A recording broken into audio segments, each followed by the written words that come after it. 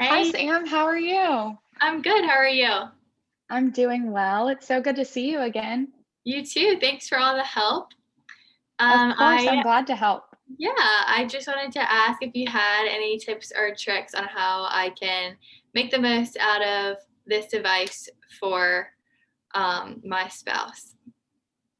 Yeah, so I'm so glad you reached out to me through that email, and I'm so excited to be able to walk through it with you.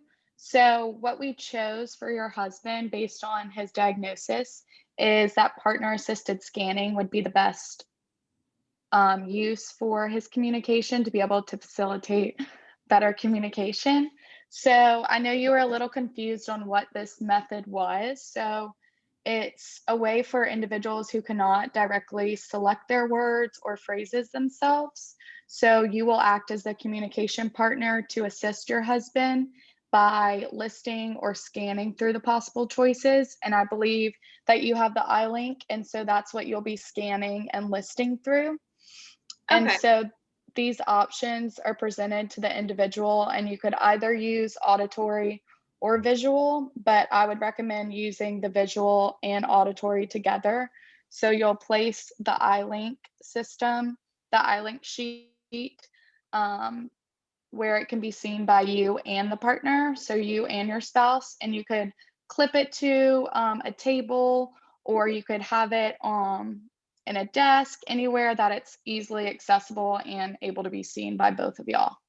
Have y'all established his like yes or no signals yet? Yeah. So we have had some success with that. And I really appreciate your feedback. So basically, I'll just be like in close proximity to him and just scan through the options so that he has more accurate selection.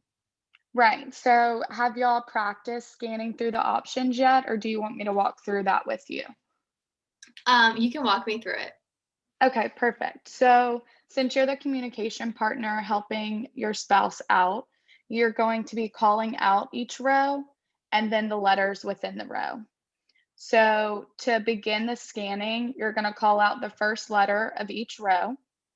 And then, once you get to the row containing the target letter, your spouse will give you his yes response. So, I believe his yes response was nodding his head. Hmm. So he'll nod his head, and that first yes will indicate the row that he's selecting. Okay. Does that make sense? Yeah, that does make sense. Okay. And so then after he selects the row, you will begin calling out each letter in the specific row until he gives you his yes signal again. So to remember that, the first yes selects the row, and then the second yes selects the letter. Okay, that makes a lot of sense. Good. And then if you make a mistake, or if he maybe like tells you the wrong one, he should always indicate this with his no signal. So if maybe you should always also say the target letter aloud to make sure it was correct. So once he selects that, say it aloud, and Okay. if it's the incorrect one, he should give you that no signal. Okay. So like verifying that what he chose is what was intentional.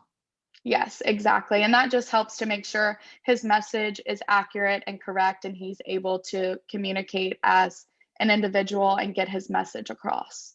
Okay, awesome. Thank you so And much. of course, and I also wanted to give you a little bit of tips because I know it's kind of a lot of information and can be overwhelming.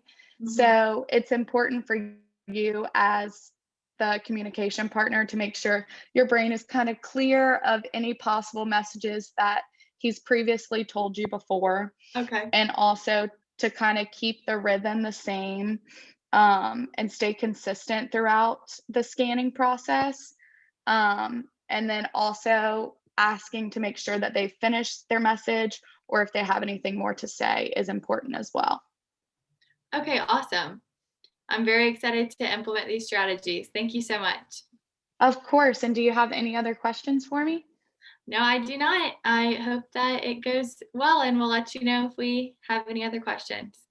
Perfect. And I'll send this handout to you that I've typed up with some tips for you. And feel free to reach out to me in an email if you have any more questions. And we could always set up another meeting. Great. Thank you, Brooke. Of course.